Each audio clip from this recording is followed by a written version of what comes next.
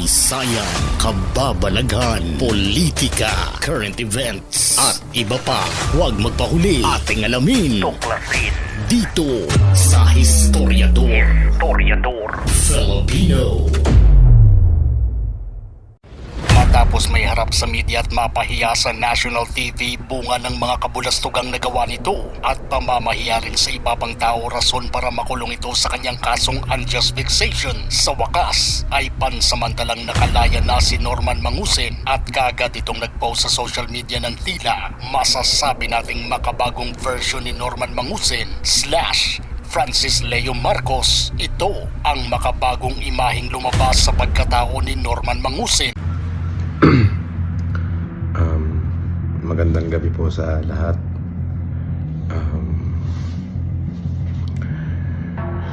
Kalalaya ko lang po pansamantala. Maraming salamat po sa mga taong nagmalasakit at tumulong sa akin.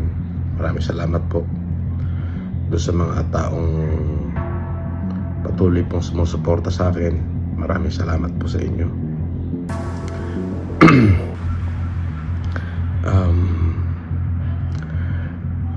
Medyo masakit lamang po yung pangyayari.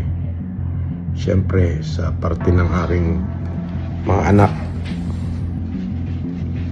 ay talaga pong masakit nga naman po na sa ganong kababaw po lang na kaso ako po ay para pong nahatulan na isang kriminal.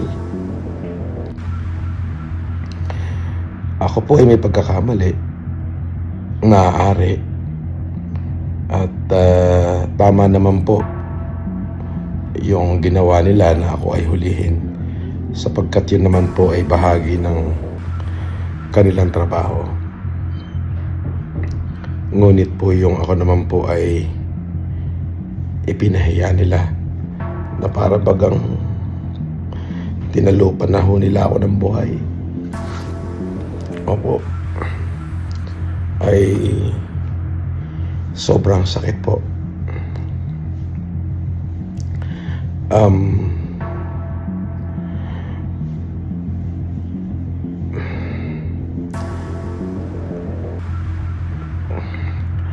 Para ho doon sa mga kapulisan, hindi na po ako magkakaso sa inyo. Pinagpapasa Diyos ko na lang ho.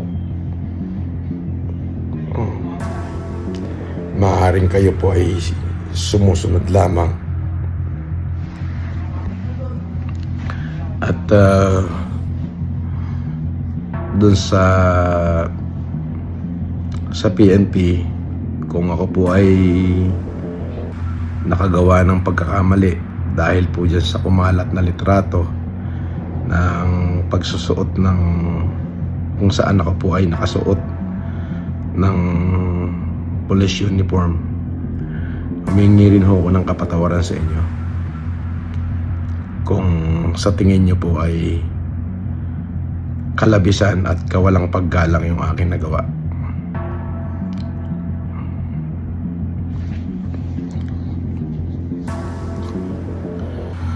At doon po sa mga patuloy na nagmahal sa akin, maraming salamat po.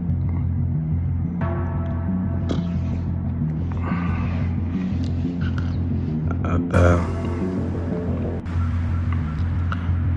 humihingi ako ng tawad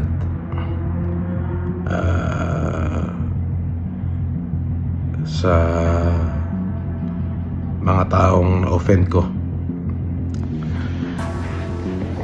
Mahirap hong isuko ang karapatan. Yung karapatang mabuhay, yung karapatang tratuhin ng tama. Hindi ko siya kayang isuko eh. Salamat din ho dun sa nagsimpatya sa akin. Maraming salamat po.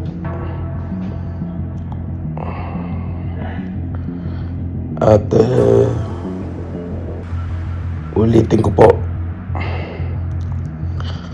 doon po sa mga miyembro ng kapulisan na naging kabahagi ho nung pagpapahiya ho sa akin. Hindi na po ako magsasampa ng demanda sa inyo. Pinatawad ko na ho kayo.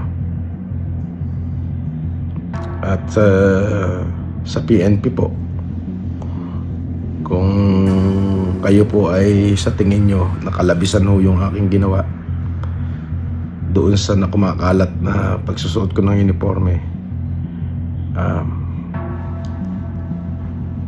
patawarin nyo ho ako. Wala ho akong masamang intention doon. At kung ano man ho yung karampatan na kaso o parusa na ipapataw nyo sa akin, ay haharapin at tatanggapin ko po. Para sa mga supporter ko,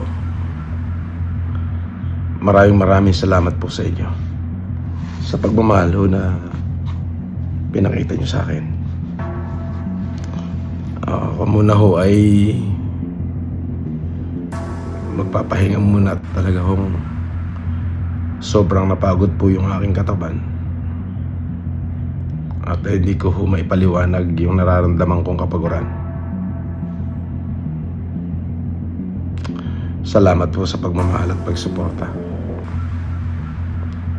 Yung patuloy kayong nandyan para sa akin, yun po ay napakalaking bagay.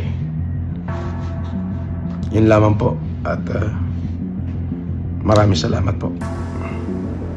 Magandang gabi po sa inyo.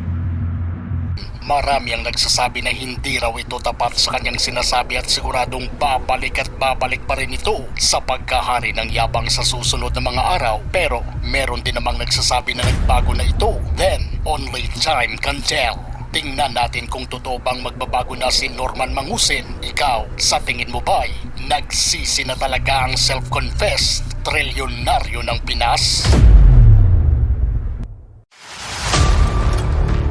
Kung gusto nyo ng mga ganitong klaseng videos, panoorin, pindutin ang notification bell, mag-subscribe at i-share sa mga kaibigan. Maraming salamat po. Hanggang sa susunod dito sa Historiador Filipino.